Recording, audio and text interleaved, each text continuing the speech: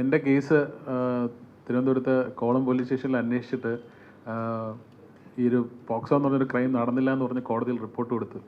അപ്പോൾ ഒരു FIR ഇട്ടപ്പോൾ വാർത്തയാക്കിയവരാരും ഒന്ന് രണ്ട് ചാനലുകൾ ഒഴിച്ച് വേറെ ആരും അത് വാർത്ത കൊടുത്ത് കണ്ടില്ല. ആരോടും പരിഭവമില്ല, കുഴപ്പമില്ല. ഞാൻ തന്നെ എൻ്റെ സോഷ്യൽ മീഡിയയിലിട്ട് അറിയിക്കുക എന്നുള്ളവരെയൊക്കെ മാക്സിമം ഞാൻ അറിയിച്ചു. അതല്ലേ എനിക്ക് ചെയ്യാൻ പറ്റുള്ളൂ.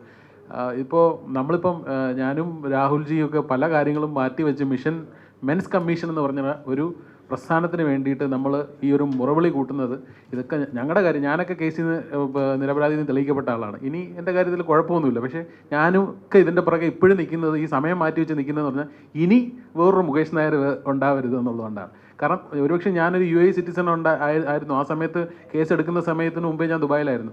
അല്ലെങ്കിൽ ഒരുപക്ഷെ ഞാനും ഈ പറഞ്ഞ കണക്ക് പോലീസ് ചോദ്യം ചെയ്യലിനോ അറസ്റ്റിനൊക്കെ ഇരയാക്കപ്പെട്ടനെ. പക്ഷേ എന്തോ എൻ്റെ കേസ് കോടതിയിൽ വക്കീൽ പ്രസൻറ്റ് ചെയ്ത് അപ്പോൾ തന്നെ എനിക്ക് മുൻകൂർ ജാമ്യം നൽകുകയും അപ്പോൾ തന്നെ, കാരണം ഒരു ഒരു ഒരു ഉപാധികളും ഇല്ലാതെയാണ് എനിക്ക് ജാമ്യം നൽകിയത്. കാരണം കോടതിക്ക് കേസ് ഫസ്റ്റ് ടൈമാണ് എവർ ഹിസ്റ്ററി ഇൻ ഇന്ത്യയിൽ ആദ്യമായിട്ട് ഒരു പോക്സോ കേസിൽ കോടതി ഇങ്ങനൊരു ഗ്രൗണ്ടിൽ മുൻകൂർ ജാമ്യം തന്നതാണ്.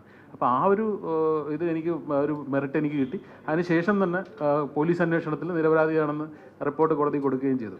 അപ്പോൾ പിന്നീട് എൻ്റെ ഒരു വാശിയായി മാറി. പിന്നെ ഞാൻ നിയമം പഠിച്ചുകൊണ്ടിരിക്കുകയാണ്. ഇപ്പം ഫൈനൽ ഇയറിലോട്ട് കിടന്നു. അപ്പം പിന്നെ ഞാൻ ഒരു ഇൻ്റർനാഷണൽ ലെവലിൽ പോയി ഒരു പേപ്പർ പ്രസൻറ്റ് ചെയ്യണമെന്ന് കോളേജിൽ നിന്ന് എനിക്കൊരു അവസരം നൽകി. അതും പ്രത്യേകിച്ച് മിസ്യൂസ് ഓഫ് പോക്സോയെ കുറിച്ച് അങ്ങനെ പ്രസൻറ്റ് ചെയ്ത് ബെസ്റ്റ് പ്രസൻറ്റേഷനോട്ടുള്ള ഇത് അവാർഡും എനിക്ക് കിട്ടിയിട്ടുണ്ട്. കാരണം ആദ്യമായിട്ടാണ് ഈ ഒരു പേപ്പറിനെ കുറിച്ച് ഒരാൾ പ്രസൻറ്റേഷൻ ചെയ്യുന്നത് തന്നെ. കാരണം ഇതൊരു അത്യാവശ്യമായിട്ടുള്ള ഒരു കാര്യമായതുകൊണ്ട് ആൾക്കാരിലേക്ക് ഇത് കൂടുതൽ എത്തിക്കണമെന്നുള്ള ആഗ്രഹമുള്ളതുകൊണ്ടാണ് അത് ചെയ്തത്. ഇപ്പോൾ എൻ്റെ കാര്യത്തിൽ എനിക്ക് പറയാനുള്ളത്, ഇതുപോലുള്ള വ്യാജ കേസുകൾ ആർക്ക് വന്നാലും ഇപ്പോൾ നമുക്ക് മിഷൻ മെൻസ് കമ്മീഷൻ ഒരു വെബ്സൈറ്റ് ഉണ്ട്, അല്ലെങ്കിൽ എന്നെയോ രാഹുൽജിയോ പേഴ്സണലി ബന്ധപ്പെടാം. നമ്മൾ അതിനുവേണ്ടി ഒരുപാട് പേർക്ക് വേണ്ടി ഒരു ദിവസം 10-15 കോളാണ് എനിക്ക് രാഹുൽജിക്കും വരുന്നത്. അപ്പോൾ നമ്മൾ ആലോചിക്കണം എത്ര കേസുകളാണ് ഒരു ദിവസം.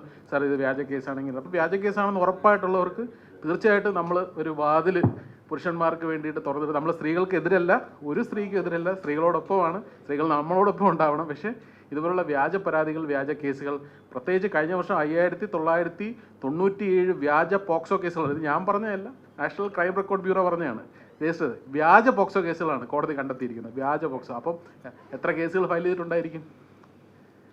അപ്പോൾ അതാണ് ഇതിൻ്റെ അകത്തുള്ള കാര്യം. അപ്പോൾ അത്തരം വ്യാജ കേസുകൾ ഇതുപോലെ വ്യാജമാണെന്ന് തെളിയിച്ചാൽ, അല്ലെങ്കിൽ തെളിഞ്ഞാൽ അത് കൊടുക്കുന്നവർക്ക് എതിരെ കൂടെ വൻ നടപടി ഉണ്ടാവണം എന്നുള്ള രീതിയിലേക്ക് നിയമം മാറണമെന്നുള്ളതാണ്.